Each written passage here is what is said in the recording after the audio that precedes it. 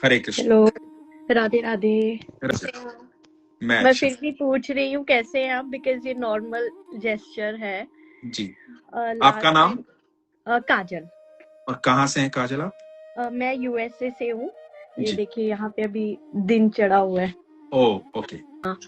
Last time पारस भैया के साथ जब आप थे पॉडकास्ट में, आपने उनको बहुत बोला कि ये रिक्वेस्ट कर रहे हैं, बट उनसे हो नहीं पाया। तो आज आपने फाइनली कर लिया। मैंने आपको पर्सनल मैसेज भी किया था। जी। मेरा ये क्वेश्चन है कि एक मुझे याद नहीं आ रहा, उन्होंने कथा सुनाई थी प्रेमानंद जी ने। मुझे ना पहले नहीं, अभी भी मैं बहुत मानती हूँ उनके। मुझे ना बहुत कॉन्ट्राडिक्टरी अब लग रहा है, क्योंकि एक उन्होंने कथा में कहा था कि जो भी है ना बेटा, सह जाओ, सह जाओ, कोई बात नहीं। आज सहोगे, कल सहोगे, तीसरे दिन वो खुद भगवान जी जवाब देंगे। दूसरी बात उन्होंने बोला, ए क्यों सहे, बुरा करो मत, बुरा सहो मत। अगर वो सामने वाला है तो उसको जवाब दो।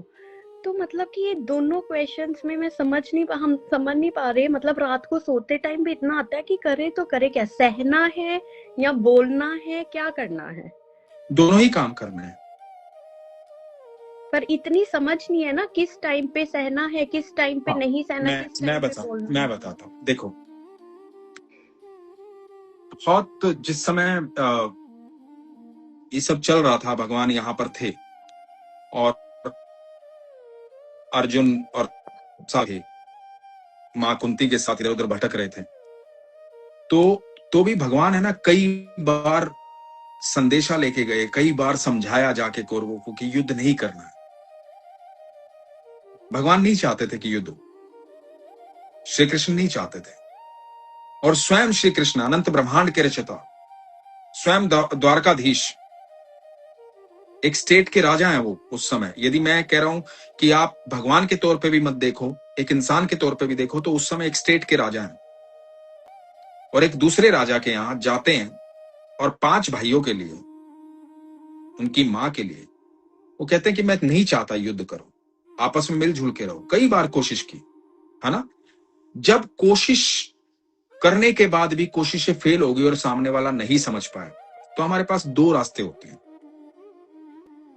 एक तो ये रास्ता होता है कि हमें आगे कोशिश नहीं करना है, उससे बायकॉट कर लेना है। हमारे जीवन में उसका कोई महत्व ही नहीं है, जो हमारे जीवन में हमारे तरीके से, या मतलब जो हमें समझ ही नहीं पा रहा है, हमारी भावनाओं को नहीं समझ पा रहा है, तो उससे बायकॉट कर लेना, उससे अलग ही हो जाना, उसको झेलना नहीं है, उसके साथ रिश्ता भी नहीं रखना, है ना। इसके बाद से मेरे दो क्वेश्चंस हैं कि एक, वो टाइम बहुत अलग था। अच्छा। पहला तो पूरा होने दीजिए। दूसरा दूसरा रास्ता ये है कि यदि हम मान लो विरोध भी नहीं, हम छोड़ना भी नहीं चाहते, हम चाहते कि नहीं यार ये रिश्ता ऐसा है, इसको छोड़ नहीं सकते, कोई रिश्ता ऐसा है कि नहीं छोड़ा जा सकता, तो फिर जो अभी मैं थोड़ी देर पहले बात कर रहा था, मान लीजिए कि सामने वाला रोगी है, तो आपको डॉक्टर बन के उसका इलाज करना चाहिए।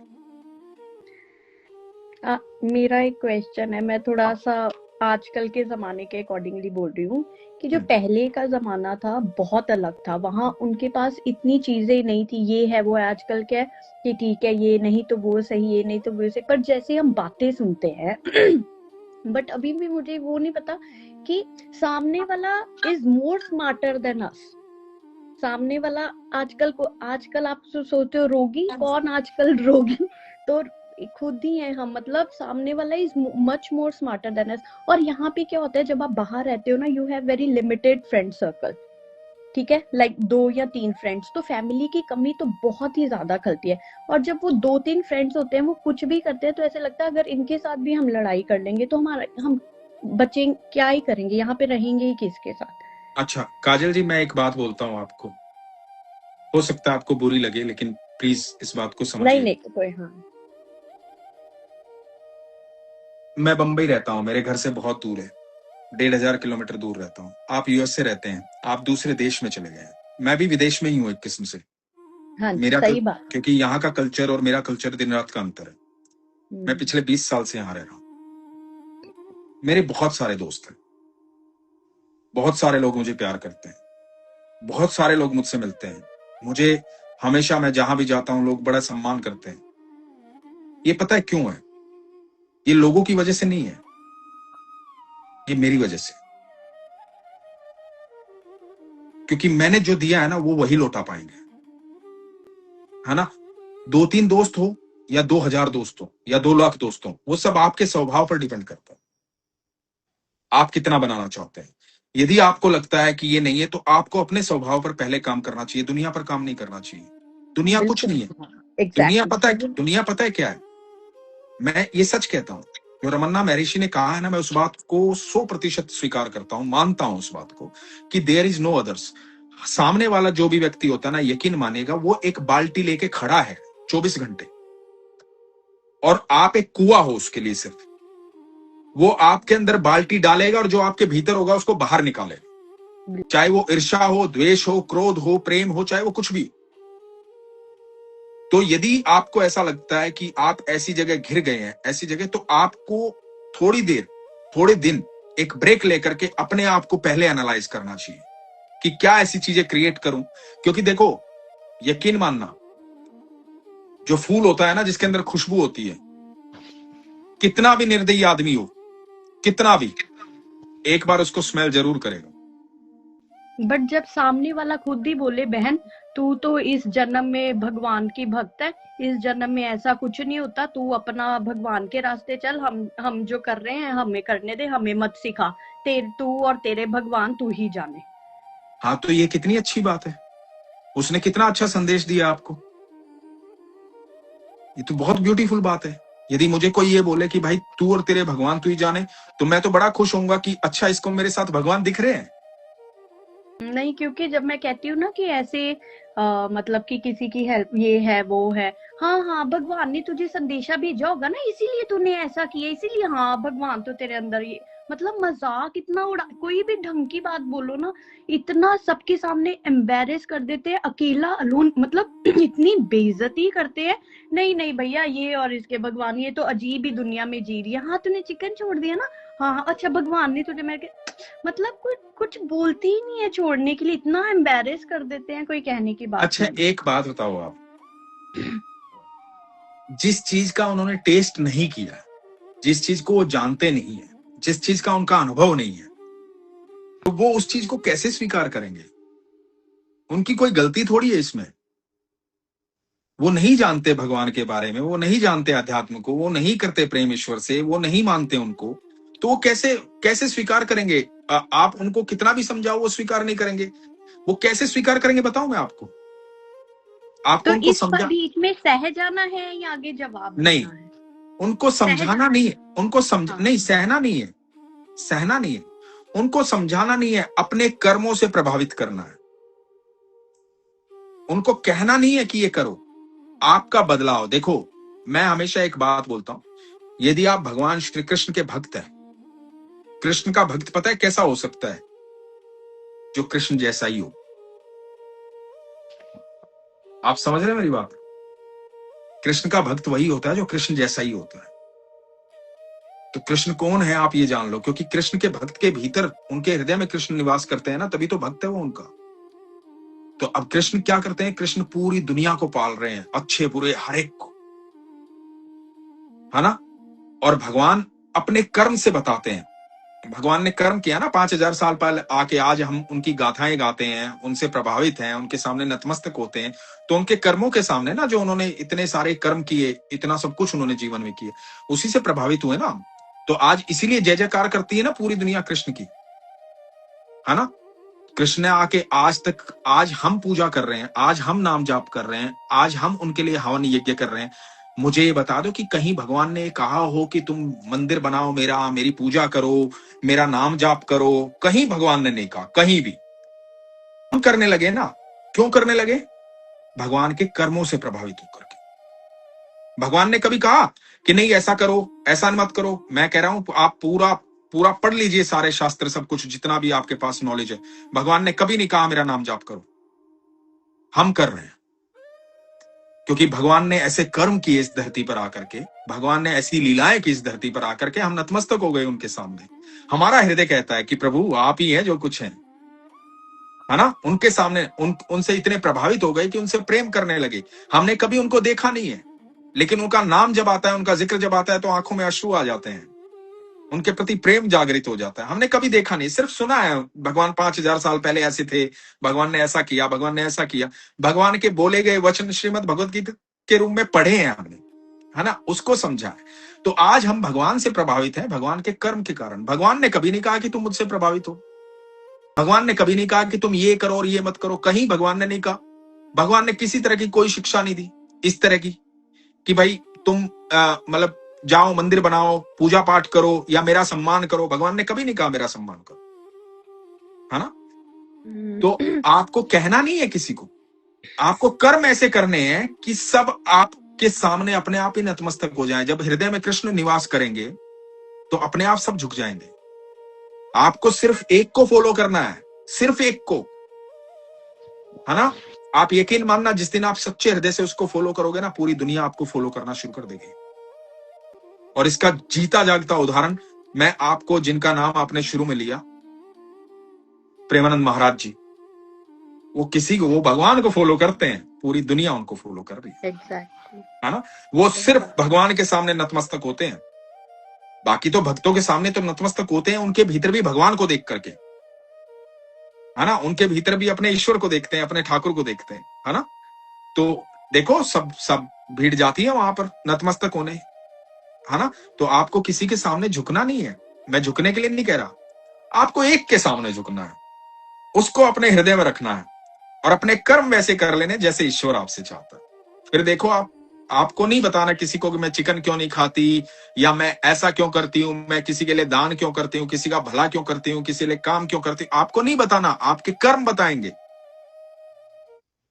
जब आपके कर्म अच्छे हो जाएंगे तो आपके कर्म बताएंगे, आप जो बोओगे वही काटोगे, है ना। जीवन में कभी इन सब चीजों में उलझना नहीं चाहिए कि लोग क्या कह रहे हैं, किस बट तरह की एक बातें बात कर रहे हैं। है, जैसे ये भी जो आपने क्वेश्चन बोला ना, जो बोगे वो काटोगे, हाँ, मतलब इससे मुझे ना एक ये है कि एक कहावत है ना कि 5 साल रूढ़ी के पीछे भी किस्मत, तो 5 साल बाद तो किस्मत जागती है किसी, मतलब कि बहुत दुखी भी इंसान हो। बट कुछ इंसान ऐसे हैं जिनको मैंने लाइफ से, जब से मतलब मैंने होश संभाली तब से आज तक वो दुखी ही हैं। वो मुझे पता है उनका पिछला क्या पता कितना ही घोर भड़ा पाप होंगे, बट इस जन्म की अच्छाई कब, वो तो अब मरने की स्टेज पे है, मतलब लास्ट मोमेंट पे। तो इस जन्म में जब तक भी हमने देखा है, आई डोंट थिंक सो कि उन्होंने एक भी बुरा काम किया है। और एक जन को छोड़कर बाकी पूरी दुनिया उनको यही कहती है कि आपके जितना अच्छा इंसान हमने नहीं देखा। पर आज तक हमने नहीं देखा कि एक दिन भी सुख का काटा हो। और वो अभी मतलब कि इतनी एज हो गई है, तो फिर उसके इस जन्म के अच्छे कर्म कहाँ गए, उनका फल कैसे मिलेगा। देखो, आपको बड़ी एक सुंदर बात बताता हूँ। भगवान जिसको बेहद प्यार करते हैं ना, और वो अच्छे काम कर रहा है, जो अच्छे काम कर रहा है ऑलरेडी, और भगवान उसको प्रेम करते हैं क्योंकि वो भगवान के सानिध्य में अच्छे काम कर रहा है, तो भगवान के सानिध्य में है ना। तो भगवान पता क्या चाहते हैं, उसके प्रारब्ध जल्द से जल्द खत्म हो जाए।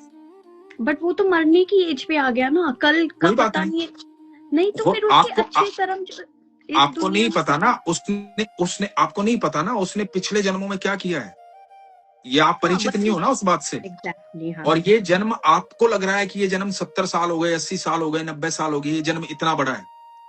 भगवान के लिए तो क्षण भर का समय है ये,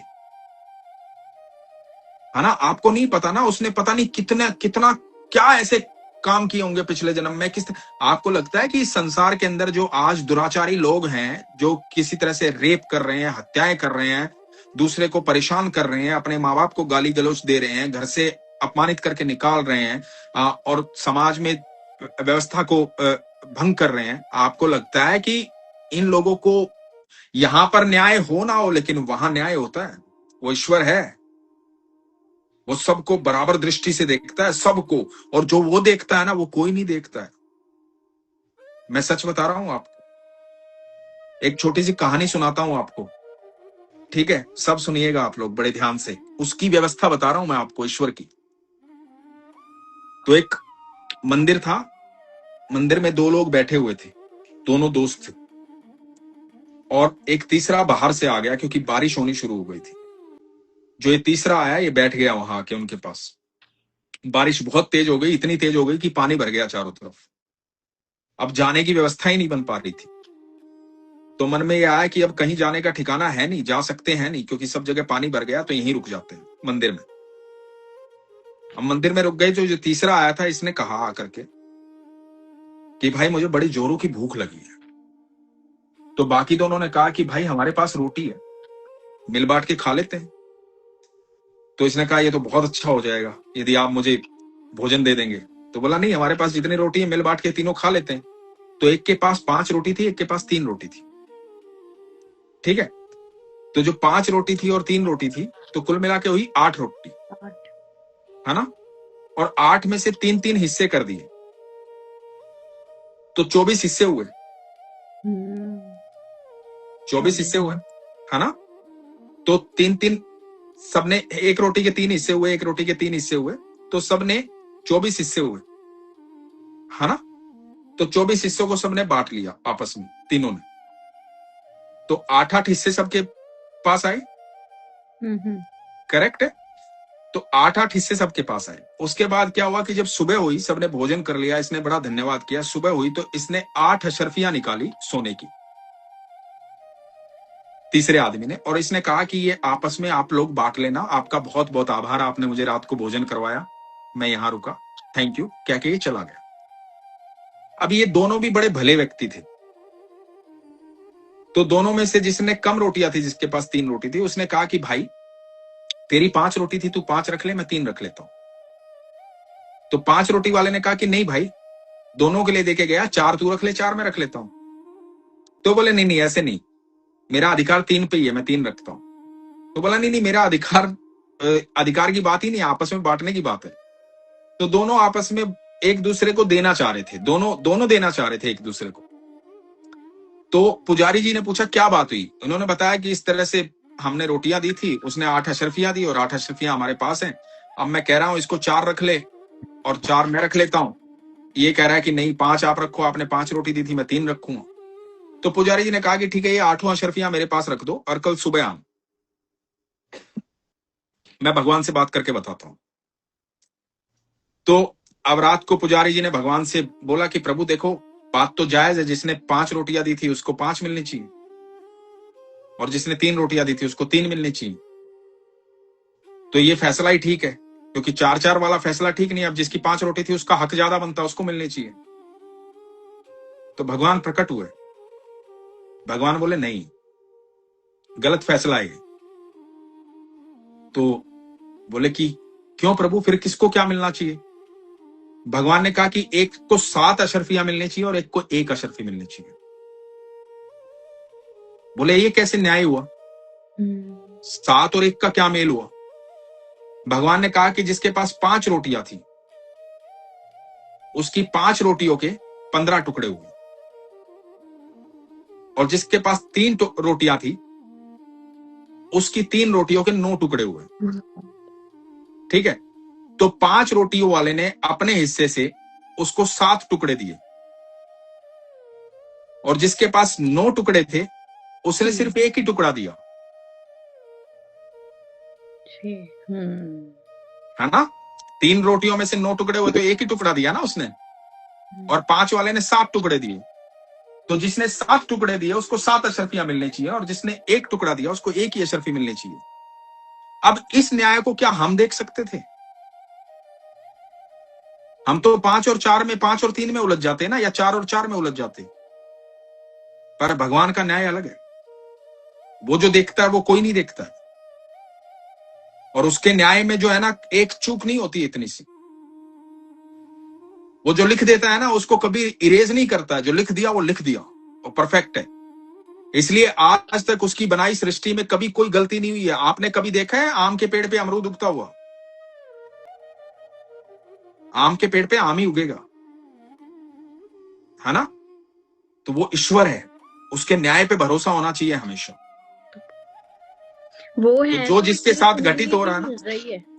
हाँ, मैंने कहा वो है तो ये उंगली भी हिल रही है, ये बाल हिल रहे हैं, वो नहीं तो बिल्कुल। कुछ भी। तो आप जो कह रहे हो ना कि किसके साथ क्या हो रहा है, जिसके साथ जो हो रहा है वो वही डिजर्व करता है उसके साथ होना, ये ईश्वर का न्याय है।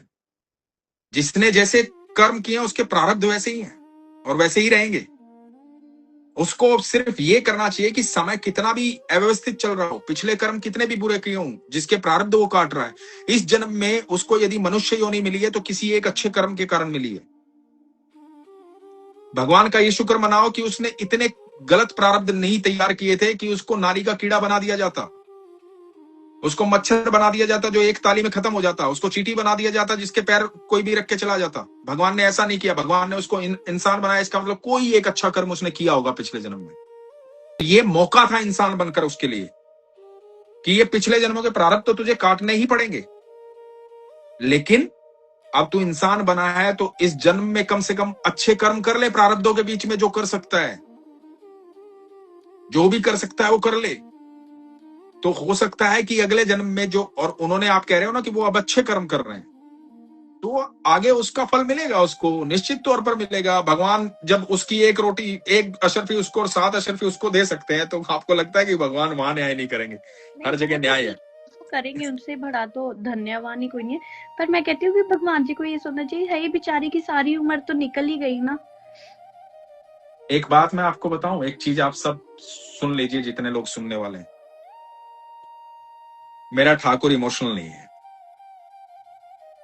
और ना होना चाहिए उससे। पता है क्यों? क्योंकि वो सारी सृष्टि को संभालता है।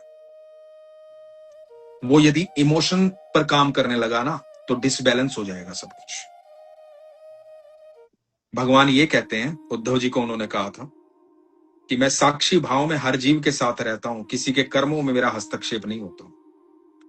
कर्म आप करते हैं, प्रारब्ध आप तैयार करते हैं, लेकिन फिर भी उन्होंने एक छूट दी है इंसान को, हर जीव, कि यदि तुमने गलती से बुरे कर्म कर भी दिए किसी भाव में आकर के, और तुम्हारे प्रारब्ध तैयार भी हो गए और तुम बुरे वक्त से गुजर रहे हो, उस वक्त भी यदि तुम मुझे पुकारोगे ना तो तुम्हें उस तकलीफ को वैसा तकलीफ लगने नहीं दूंगा जैसी वो तकलीफ है। मैं तुम्हारे साथ खड़ा रहूंगा, तुम्हारा हाथ पकड़ के चलूंगा, क्योंकि तुम मेरी संतान हो, मैं तुमसे प्यार करता हूं। पर ये नहीं है कि वो हटा देंगे, हटाएंगे नहीं, वो साथ रहेंगे। वो आपको दुख दुख जैसा नहीं लगेगा, ये गारंटी है। आपको वो तो तकलीफ तकलीफ जैसी नहीं लगेगी, ये गारंटी है। तभी तो सांस ले पा रहे हैं, नहीं तो इतना दूर दरेज तक वही तो एक सहारा है, नहीं तो यहाँ पे तो इंसान रोज ही आए दिन मर रहे है हैं। ना? तो अगली बार जब वो आप मिलेंगे काजल जी, जब हम बात करेंगे तो आप कहेंगे कि अमेरिका में मेरे बहुत सारे दोस्त हैं। ठीक है? और मेरा एक और क्वेश्चन है कि हाँ जी। लाइक मुझे उनका नाम नहीं याद आ रहा, ये शालामार कोई एक होते थे, उन्होंने वो वो चिकन बेचते थे, बहुत पुराने जमाने की बात है, मतलब मांस काटते थे, और उनके पास एक पत्थर था, श्री कृष्ण की तरह वो पूजा करते थे उसको, मुझे नाम नहीं याद सदना आ रहा। कसाई, सदना कसाई। शायद। तो वो बेचते थे, तो अभी जो हम सुनते हैं कथाओं में, वार्तालाप में, तो वो कहते हैं कि अगर आप किसी के, जिसके घर बनता हो, उसके घर अगर आप शाकाहारी खाना भी खा रहे हैं तब भी आपको पाप लगेगा। आपके भाव पर डिपेंड करता है। नहीं, और दूसरी बात, नहीं नहीं, तो फिर मैं कहती हूँ कि अगर वही थे तो वहां पे एक संत आते हैं, तो वो उन कसाई को बोलते हैं, हाय तू इतना बुरा काम कर रहा है, चिकन बेच रहा है, और तूने साथ में भगवान जी पकड़े हैं एक हाथ में, और तो वो उसको ले जाते हैं। वो कहते हैं, तो वो बड़े संत होते हैं, तो उसको ले जाते हैं, और जब उनकी पूजा, सुबह उनको पूरा गंगा जल से स्नान, ये वो, तो भगवान जी ना उनसे नाराज ही रहते हैं। तो वो उनको खाना खिला रहे होते हैं, वो कुछ नहीं खा रहे होते, ये है वो है। तो वो कहते कि भगवान जी मैं तो आपको बचा के लाया हूँ, वो तो इतने दुष्कर्म कर रहा था, चिकन बेच रहा था, मैं तो आपको दरिंदगी से बचा के लाया। तो वो कहते तू मुझे वहीं छोड़ा, मैं वहीं खुश हूँ, मैं यहाँ पे नहीं, मुझे। और वो जब वहां पे अगले दिन छोड़ के आए, और फिर से वैसे ही वो खाना खा रहे हैं, उनसे उनके हाथ से ही जो चिकन कट कर रहे थे, ये तो फिर भाव ही है ना। मैंने आपको कहा ना, जब आपने पूछा, मैंने कहा ये आपके भाव पर डिपेंड करता है। नहीं, पर फिर देखिए, ऐसे क्यों कहा भगवान जाता है कि भगवान ने क्या में। किया, भगवान ने क्या किया, भगवान की इससे शिक्षा लीजिए ना, इस बात से शिक्षा लीजिए। हाँ। भगवान ने क्या किया, सदना कसाई जो था, सदना कसाई को जब इस बात का ज्ञात हुआ कि जो शालिग्राम, जो भगवान स्वयं विष्णु, शालिग्राम, हाँ शालिग्राम, जो भगवान स्वयं विष्णु, और भगवान ने इनको कहा कि भैया पंडित जी को बोला कि मेरे को वहीं छोड़ के आओ। हाँ। और जब सदना कसाई को इस बात का ज्ञात हुआ कि भगवान ने कहा है कि मुझे यहीं रहना है मेरे पास, तो उसने उसी दिन से मांस बेचना छोड़ दिया और वो भगवान की भक्ति में आ गया, नाम जाप करने लगा, भगवान की आराधना करने लगा, सब ऐसे सारे कार्य छोड़ दिए उसने, है ना। अब जब आप ऐसे किसी के घर जाते हो तो भगवान के इस कर्म को पहचानो ना। भगवान ने इतनी बड़ी शिक्षा दी है कि कोई खा रहा है, कोई बात नहीं, वो अज्ञानी, आप तो ज्ञानी है। आप ये समझ रहे हैं ना कि आप ज्ञानी हैं, उसको अज्ञानी मान रहे हैं ना, तो उसके अज्ञान को दूर करो, जाओ उसको आनंद बताओ उसका। मैं आपको एक उदाहरण के तौर पे एक बात बताता हूं। एक लड़की है, मैं नाम नहीं लेना चाहूंगा, वो नॉर्थ अमेरिका में, साउथ अमेरिका में रहती थी, रियल है हाँ। तो अभी का हाल फिलहाल का नाम मैं बता सकता हूं, उनका अंबिका नाम है शायद। तो साउथ अमेरिका में रहती थी, वो नॉनवेज खाती थी बहुत ज्यादा। तो एक दिन इस्कॉन चली गई, इस्कॉन, वहां के जो इस्कॉन मंदिर था, और उसको बड़ी जोर की भूख लगी, अपने दोस्त के साथ गई थी। तो दोस्त को बोला कि यार मुझे भूख लगी है, मुझे कुछ खाना। तो उसने कि आजा खा ले, बर्गर वगैरह सब कुछ है यहाँ पे। तो बोले यार ये घास फूस तो मैं खाती नहीं, मैं तो नॉनवेज खाती हूँ, तो मुझे तो ये सब पसंद ही नहीं है, कैसे खा लेते हो तुम लोग। तो बोले कि यार यहाँ तो यही अवेलेबल है, और मेरे को अभी 2 घंटे जाएंगे सत्संग में, कीर्तन में, या तो तू जा या तू रुक, तू देख। तो उसने कहा नहीं यार, मेरे को आनंद तो यहाँ आ रहा है, और यहाँ से बाजार तो बहुत दूर है, पर मुझे भूख भी बहुत जोर की लगी है, तो चलो मैं ये खा लेती हूँ, यहाँ का प्रसाद खा लेती हूँ। तो उसने वो प्रसाद खाया। जब उसने प्रसाद खाया ना, तो उसको बड़े अद्भुत आनंद की प्राप्ति हुई। उसने कभी कल्पना नहीं की थी कि वेजिटेरियन फूड ऐसा होता है, क्योंकि उसने कभी खाया ही नहीं था, उसको ज्ञात ही नहीं था, उसका ज्ञान ही नहीं था, है ना। तो उसने कहा यार ये तो बहुत स्वादिष्ट है, बहुत आनंद आया। अब वो बार बार उसके साथ आने लगी वहां पर। उसने नॉनवेज छोड़ दिया, प्रसाद ग्रहण करने लगी, नाम जाप करने लगी, भगवान का नाम जाप करने लगी। उसने और जानना चाहा भगवान के बारे में। पता लगा कि भगवान वृंदावन के हैं, ठाकुर जी वृंदावन के हैं। वृंदावन एक जगह है भारत में। वो भारत आ गई, भारत आकर के, वृंदावन आकर के उसका मन और ज्यादा लग गया, आनंद आ गया। आज भी वो वृंदावन में रहती है, उसका आश्रम है, बहुत सारे लोग उससे जुड़े हुए हैं। वो सुबह उठ करके वृंदावन की साफ सफाई करते हैं। वो लोग अंग्रेज हैं वो सारे, तो साफ सफाई का काम करते हैं। जो लोग कचरा फैला के चले जाते हैं ना, वो लोग विदेश से आए हैं सिर्फ सफाई करने की, मेरे प्रभु की नगरी साफ रहनी चाहिए। ये हमें सीखना चाहिए उनसे। तो जब आप उनको, जब आप अपने अपने उस पर रहिए, मार्ग पर रहिए, और उनको अपने मार्ग पर रहने दीजिए। आपके अंदर इतना प्रकाश होना चाहिए कि उनका अंधकार दूर हो जाए। ठीक है, तो ख्याल रखिए काजल जी। काफी लोग लिख रहे हैं क्योंकि बहुत देर वार्ता हो गई। Thank you so much, thank you so much, thank you. Hare Krishna. Hare Krishna Krishna.